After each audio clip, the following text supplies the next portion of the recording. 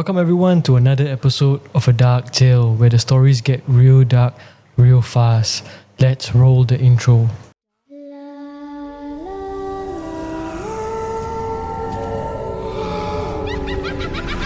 Welcome everyone to another episode of A Dark Tale. And before we go further, let's just give a round of applause for 1,000 subscribers. So I'm so glad that we have finally reached 1,000 subscribers, and we could have only done it because of you guys and your support, because without you subscribing like I've told you to do so, we wouldn't have reached 1,000 subscribers. So I really appreciate every single one of you who have subscribed and are waiting for new content. So usually for me, every week I make sure I always post content. Used to be always on Friday, but then because of my busy schedule, I've put it to Friday to Sunday, either one of those days, right? So anyway, today I'm shooting this video on a Friday night, so which means it probably will come out on Saturday, which is tomorrow. So I'll edit the video, then export the video, and then put it on YouTube, so you guys get to see the full video tomorrow. But for me, it's still Friday. So anyway, thank you guys so much for all the support, and let's dive into the first story of tonight.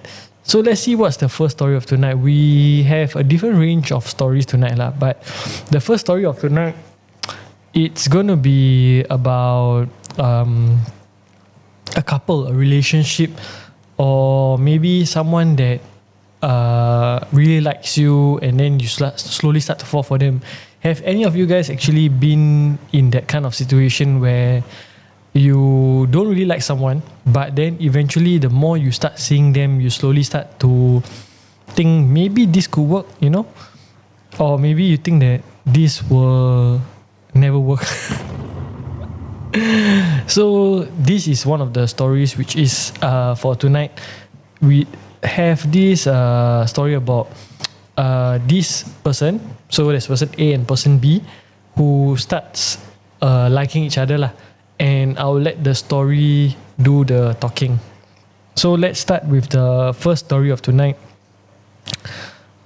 So what the person have said is that, I'm sharing this experience today not just to tell a scary story, but to put out a serious warning. Black magic isn't just something from movies or ancient folklores. It is very real, and people are still using it today to manipulate others.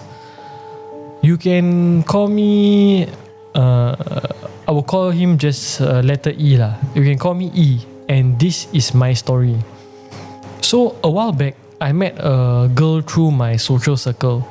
When we first crossed paths, she was the one who made the move on me.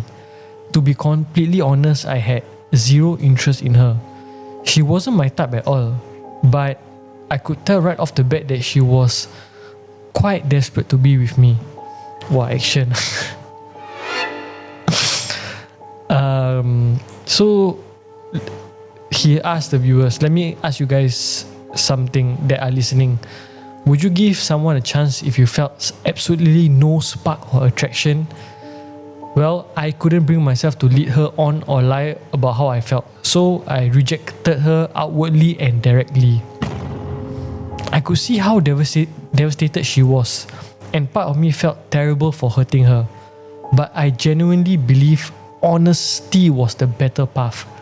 After that day, she completely dropped off my radar. It was like she ceased to exist. I felt a bit guilty about how cold that rejection was, but I was relieved to move on without any drama. Then about a month later, she suddenly reappeared. She bumped into me and acted completely friendly. Then when we were talking, she suddenly said, "Hey, anyway, I have some home cooked food." So she said she handed me some home cooked food that she had made. At first, I hesitated, but I was a bit hungry and I felt guilty about turning her down a second time, because this is the second time that he has met her, so he don't want to technically just reject her again lah. So I figured she had spent her own time and money cooking it, so the polite thing to do was at least accept it. So I ate it and that was my first turning point. Shortly after, she started bringing me food on a regular basis, like, you know, every day meet there, like, oh, here's some food for you, here's lunch. So, you know, those everyday cook for you, that kind lah. So slowly my entire mindset shifted. I went from having zero feelings for this girl to being completely obsessed with her. I couldn't get her out of my head, and within a remarkably short time, I felt deeply in love with her, and we officially became a couple. For a few months, everything seemed fine on the surface. I was madly in love, or so I thought. But the people around me started noticing changes. My friends and family kept telling me that I was acting completely different, that I seemed distant, drained, and not like myself at all. But of course I dismissed their warnings, convincing myself that they were just jealous of my relationship. Then the disturbances started. I began having nightmares every single night. And when I woke up, there were even moments at home when I swore I saw a dark, shadowy entity lurking in the corners of my house. Out of the corner of my eye, I could see it. So whenever I see those things, my mind kept rationalizing it, telling me I was just stressed or overthinking. And even though we had only been together for a short time, I was suddenly hit with an overwhelming, unnatural urge that I needed to marry this girl immediately. So everything came to an end on a Friday. So why a Friday? It's because I went to a mosque for Friday prayers and ran into an old friend I haven't seen in a while. So the moment he saw me, he stopped and asked why I look so like disheveled and like skinny, like what's going on with me. And he said I look completely exhausted. His concern snapped something inside me. I walked into the restroom and looked in the mirror, and for the first time in months, I actually saw myself. I looked like a completely different person, hollowed out, drained, and empty. When I came back out, my friend pulled me aside. He said the vibe around me felt just heavy and like an unnatural aura was hanging over my shoulders. He immediately suggested that I speak to an ustaz who was at that same mosque and undergo a ruqyah. So ruqyah is basically like exorcism lah, but exorcism is a very strong word, but that's the like direct translation. So I agreed, and during the session, as the ustaz recited the verse, the heavy fog over my mind began to slowly break. The ustaz confirmed what my friends suspected. A jinn had been attached to me. Through the prayers, the entity was driven away. The moment it left, my true consciousness slept back into my body. It felt like waking up from a drug-induced trance. The instant my mind cleared, I realized the terrifying truth. I didn't love this girl at all. In fact, I felt a deep, immediate, repulsion towards her. And right as the session ended, my phone rang. It was her. When I picked up the phone, her voice sounded panicked, demanding to know where I was and what I was doing. She urged me to hurry home right away because she had prepared food for me and she didn't want it to go cold. And hearing her voice sent chills down my spine because the ustaz gave me a piece of advice. For the next month, do not eat a single thing she cooks. Only food prepared outside or bought by yourself. When I finally went back to the place, the tension was suffocating. Before I could even take off my shoes or shower, she was practically dragging me to the dinner table and shoving a plate of food in my face and aggressively pushing me to eat. Of course, I refused. And over the next 4 days of strictly avoiding her food and drinks, the transformation was incredible. My appetite returned, my energy soared, and my physical health and weight began recovering almost overnight. It confirmed the horrifying reality she had been feeding me something. Knowing I had to cut ties permanently, I waited until she was out and went through her belongings looking for proof. Hidden away, I found a small glass bottle.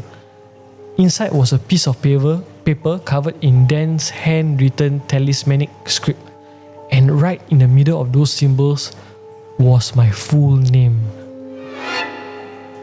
When she came home, I confronted her.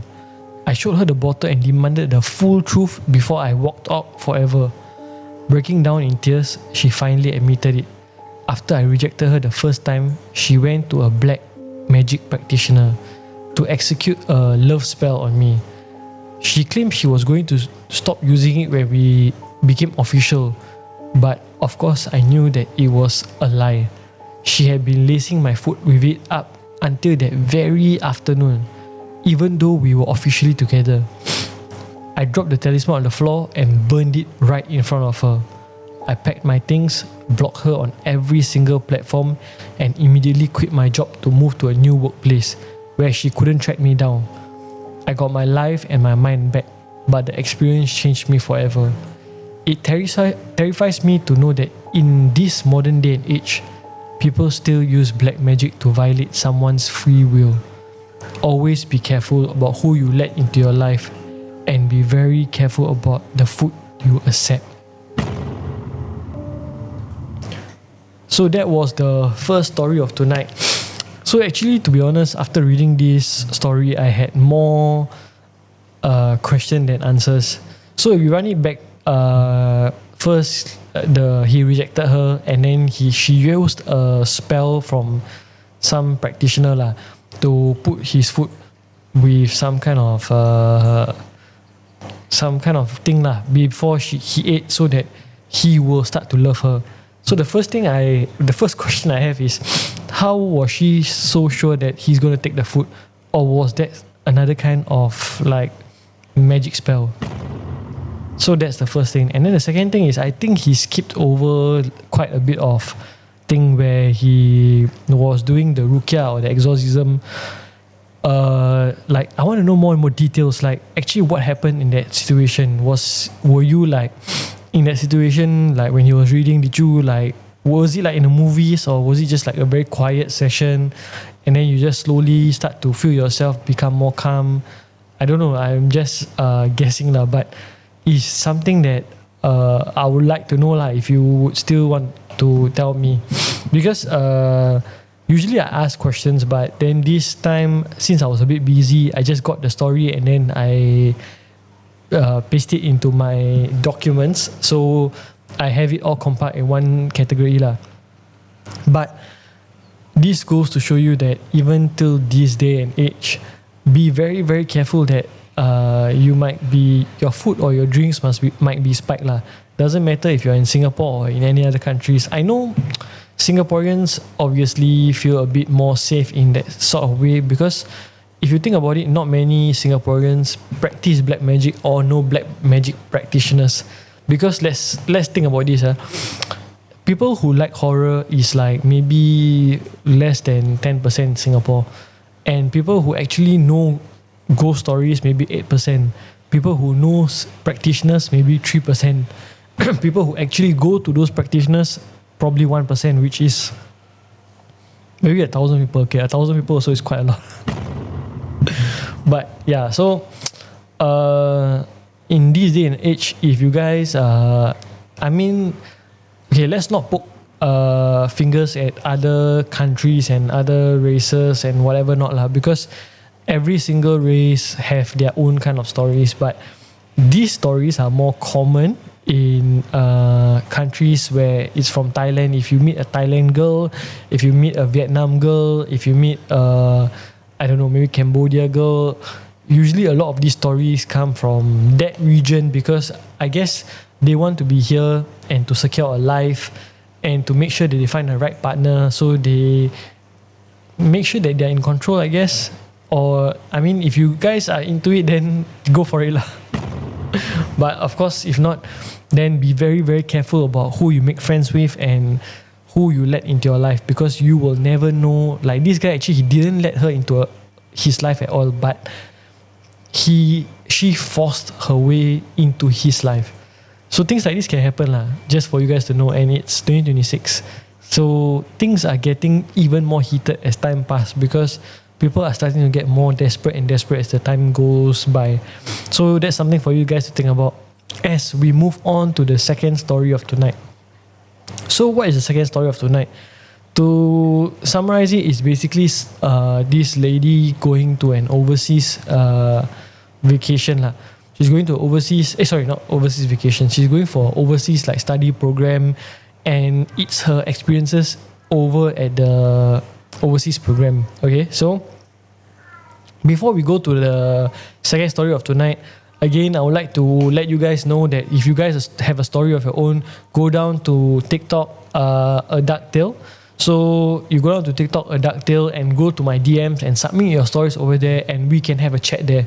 So you let me know your story, and maybe I'll ask you a few questions to make sure I have the story set even. Basically, I can set the stories better lah, so that I can actually tell the stories to the audience, so that your stories get told how with the proper expressions and the proper storyline lah, basically. Because I know not everyone are storytellers, and you just want to let your stories be known. So this is a platform for you guys to tell your stories, and it's my platform to make sure that your stories get known and people get aware. Because like in the first story, it's sort of like a warning for all of us. So let's not talk so much, and let's go to the second story, where the student goes to the vacation lah. Goes to the overseas study program.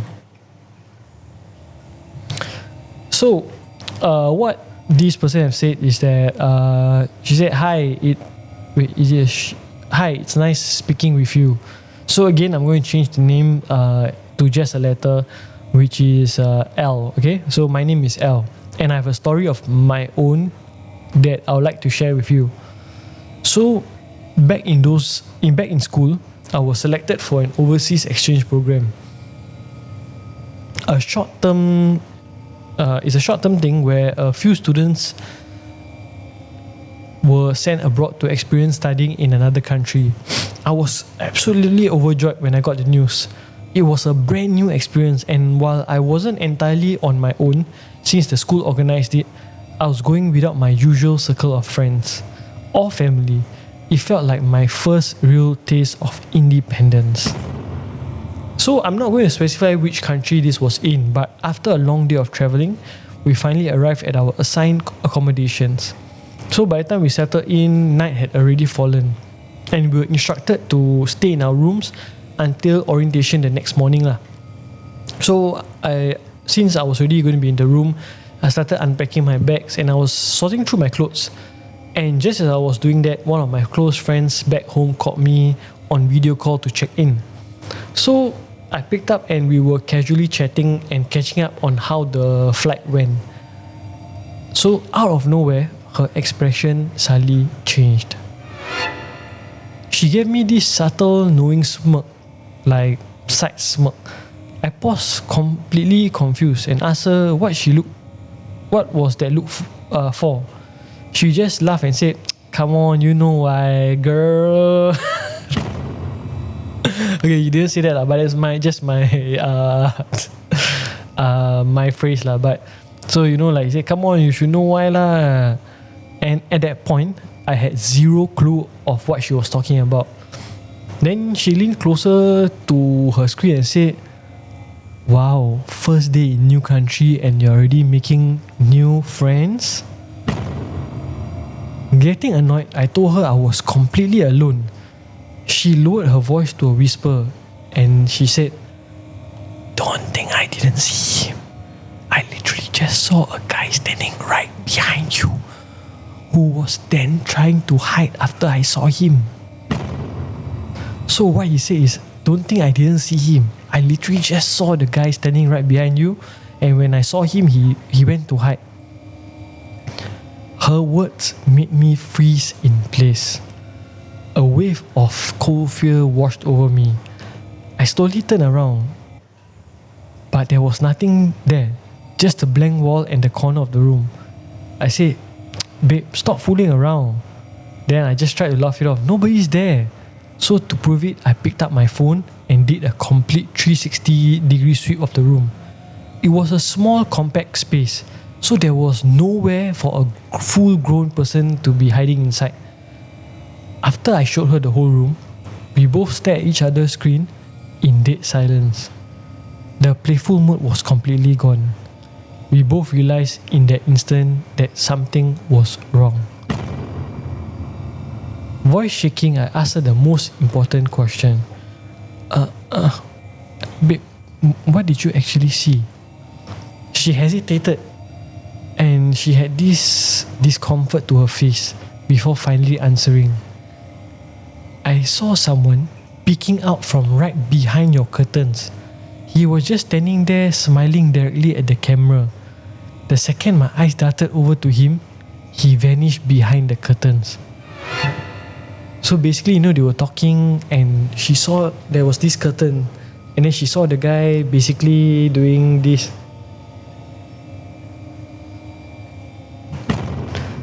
And the moment he saw that she was looking, he quickly vanished. Hearing that sent chills down my entire spine. The curtains in my room were hung almost flush against the solid wall. There was physically no space for anyone to stand behind them, let alone hide. Terrified, we quickly changed the subject to lighten the mood, tried to make a small talk, and eventually we just ended the call. The moment the call disconnected, a heavy, suffocating silence filled the room. For the first time since I arrived, I felt an overpowering sensation that I was not alone. The worst part was my situation. I was in a foreign country on a tight student budget and had zero money to check into a hotel or move somewhere else. I was ultimately just stuck into the room. To distract myself, I forced myself to finish unpacking, but the entire time I couldn't shake the distinct feeling that someone was standing in the dark corner of the room, silently watching me. So what did I do? I popped in my AirPods, turned on a random podcast at high volume to block out the quietness, and tried to sleep for the night. Late that night, as I lay in the dark, I was abruptly snapped awake.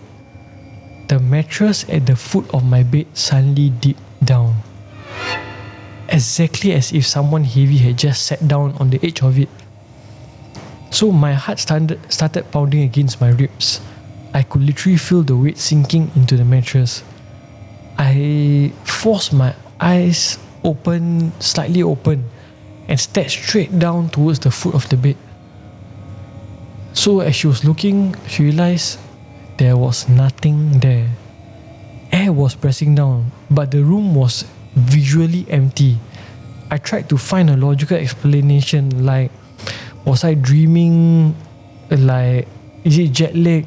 Something, but I just couldn't get an explanation for it. But then I felt a soft, cool breeze slowly travel up my leg, as if someone was blowing against it. I screamed and jumped out of my bed, retreating to the far corner of the room. I couldn't handle it anymore, but with no friends nearby and nowhere else to go, all I could do was leave the lights on and sit upright in a chair for the rest of the night, staring at the bed until the sun came up. The next day at the whole school, we had our orientation and icebreaker sessions. I immediately put my survival plan into action. I made friends as quickly as possible and subtly asked if anyone wanted to have study nights, sleepovers. Since we're in a foreign country, why not, right? Instead of just sleeping alone in our room. Thankfully, they agreed. So for the next month, we rotated. Some nights a few girls would come stay over at my place, and other nights I would crash over at theirs. Having other people in the room seemed to keep the entity at bay, and the physical disturbances slowly just started fading away. However, on the rare nights I had to sleep in the room alone, as soon as the room went dead silent, that heavy, oppressive presence would slowly creep back into the corners. The absolute scariest and most violating part was the vibe it gave off. The vibe it gave off. It didn't just feel like a random ghost. It felt like this predatory, perverted presence watching me in the dark. I managed to endure the rest of the exchange program, counting down every single day until my flight back to Singapore. That overseas trip was supposed to be a dream milestone, but it ended up being an absolute nightmare I will never forget. So that was our second story. I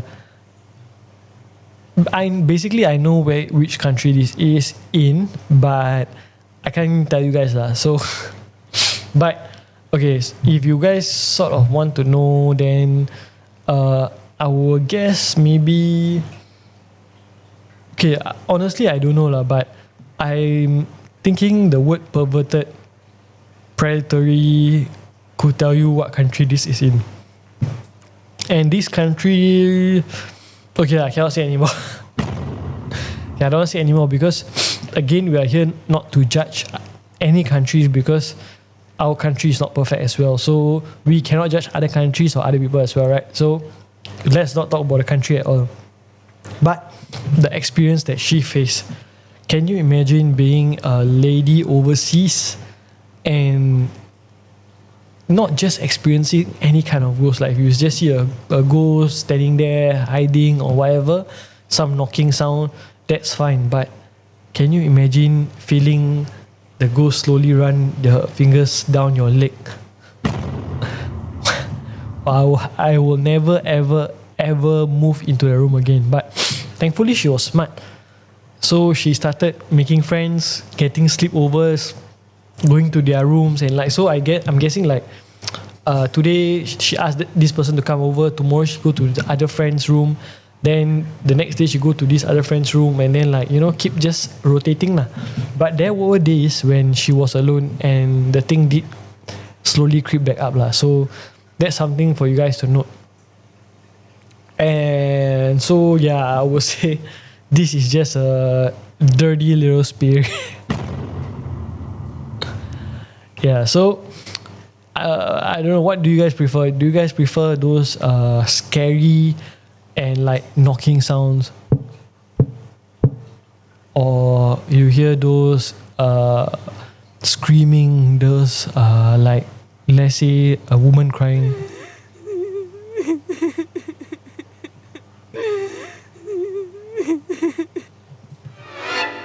Would you listen to this kind of scary? Would you rather listen to this kind of scary ghost sounds, or would you rather get a perverted ghost? I have no answer for it lah, so I'm not expecting you guys to answer as well. But anyway, before we move on to the third story, I would just like to thank the commenters for commenting on my videos and liking my videos, because I do see your likes and it's a lot of likes for me. So let's set a target, since we have hit 1,000 subscribers, which I wanted to do at the end of this year. We have reached 1,000 subscribers, so for the end of this year I will not push any of you guys to subscribe to me anymore, but please do if you want to do so.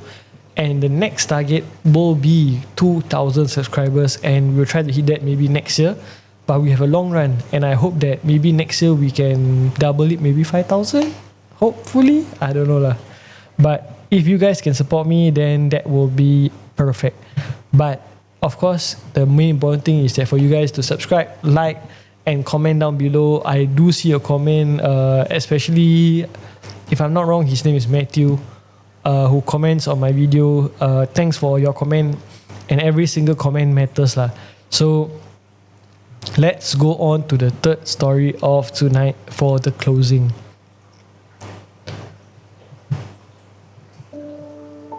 So this person said, "Hi, I've been a big fan of horror for a long time, but I've never actually shared any of my own personal experiences before.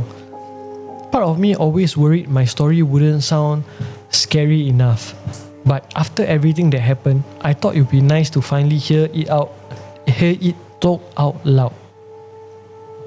This happened a while back during a late night out. By the time I was heading home, it was already near midnight. And for context, I live up in the north side of Singapore. My block is tucked slightly further inside the estate, so it's those blocks where there's no roads lah, and there's basically no small roads directly to the block.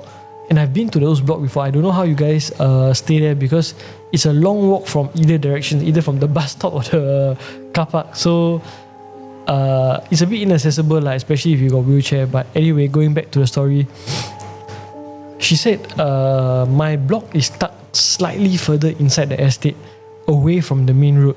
So there's usually very little to no foot traffic at that hour. Everything up north just feels unnaturally quiet at night. So as I was walking through the void deck towards my lift lobby, I suddenly got this strange, unsettling feeling that someone was following me.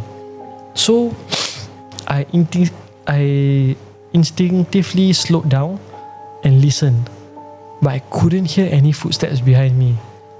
The void deck was dead silent and completely empty. I brushed it off, telling myself, maybe I was just paranoid lah. Like, there's nobody, I cannot see anybody, so there's definitely nobody down there. Then I reached the lift lobby, pressed the button, and once the door opened, I stepped inside. I pressed my floor and leaned back against the wall. So after you press, then you just like lean at the toilet at the lift, the door before it closes lah. So I pressed my floor and leaned back against the wall, tired from a long day. The lift doors began to slide shut, but right when they were halfway closed, they suddenly boom, they jammed and reopened. It was exactly as if someone had just stepped between the sensors to catch the lift. I looked out into the lobby, but nobody was there. It was just an empty lobby. That was the first sign that I neglected. I figured it was a minor sensor glitch or mechanical fault, so I waited for the doors to close again and the lift went up. When I reached my level, I walked to my unit, unlocked the door and stepped inside. So just for context, it's just my husband and me living in the flat, so there's never anyone else around. I set my bags down on the dining table and walked straight into the master bedroom to use the attached toilet and get ready for bed. When I stepped out of the bathroom, I saw my husband lying in bed under the covers, his back facing towards me, fast asleep.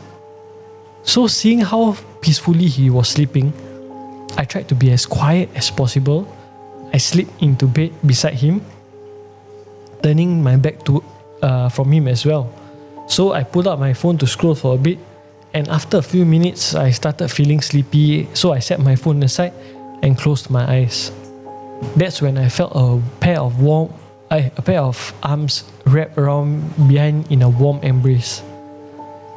I chuckled softly into the dark and whispered, "I thought you sleep already?" He didn't answer, but I felt his hand slowly running over me as he held me close. It felt comforting and I slowly started drifting to sleep. So basically, when she came out of the toilet, she saw the husband down there. She slept and facing away from the husband, and then the husband gave her a hug, then basically hugged her to sleep. So slowly I started drifting off into sleep, and just as I was on the verge of falling completely unconscious, I heard the main front door click open, followed by the living room lights flickering on. My eyes snapped wide open in sheer shock. I scrambled backwards, screaming at the top of my lungs, and tumbled off the edge of the bed, landing hard on the floor. Trembling, I forced to look back up the mattress. There was nobody there. The bed was completely empty. Terror instantly turned into tears. It was pure fear. I sat on the floor, sobbing uncontrollably, just as my husband came rushing into the bedroom. Seeing me on the floor, just crying, he picked me up, pulled me onto the bed and held me tight, trying to calm me down lah. Once I finally caught my breath, he looked at me and he asked like, "Hey, what's happening? Why are you crying? Like, you okay or not? You fall off the bed, is it?" I broke down all over again before managing to piece together everything that had just occurred. So I told him from the start till the end, from the lift doors opening for an invisible guest to the figure laying in our bed. Seeing how genuinely terrified I was, he held me tighter and said it will be all okay and you are safe. So for the rest of the night, I refused to let him out of my sight. If he went to the restroom, the door had to stay wide open. If he walked into the kitchen, I was right there behind him. It turns out my husband had decided to make a quick trip across the border to JB late that evening, since he assumed I'll be home late. He expected to be back before me, but got stuck in a heavy traffic jam at the checkpoint. The next morning, as we were having breakfast, he gently advised me not to stay out so late at night for a while. Then confused, I asked him, "Why? What's so special about right now?" He looked at me seriously and said, "Dear, it's the 7th lunar month, the Hungry Ghost Festival. Of course there are going to be things wandering around." That was the night I realized that whatever followed me into the lift didn't just come out to the floor, it made itself right at home in my bed. And we are done. So with that, we welcome the 7th month. So technically, I don't celebrate any of these lah. So I don't know much about the burning, the offerings, but I do understand that it's for the ancestors, for the wandering spirits, and so on lah, basically. So I do respect the culture and the history behind it on like why they do, but I'm actually quite surprised because I heard that even China doesn't burn as much as how Singapore burns. So I'm not sure like is it, maybe it's our culture, like it's our specialty where we prioritize on our burning, I guess, maybe, I don't know. But yeah, so with that, we welcome the 7th month festival. So if you guys are out at night, if you guys are walking alone, always remember that you are never alone. So if you guys come back home late, if you are afraid, if you feel like you're coming back home alone but you're not alone, then you are not alone. So just be careful guys outside. I mean, be extra safe lah. If there's a reason why they are doing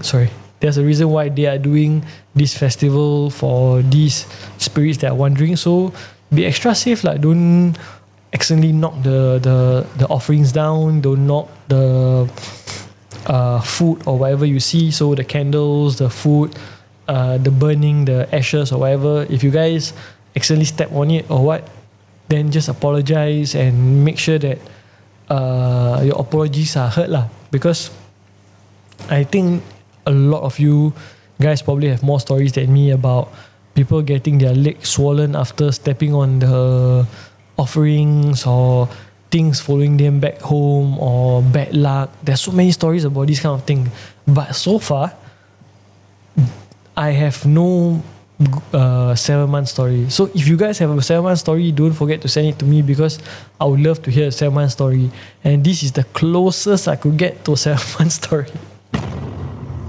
So if you guys got a 7-month story, this is it's 1 month, right? So this 1 month, I hope you guys can fill me with as much as you can with 7-month stories. It could be your story, it could be your friend's story, it could be a story that you have heard.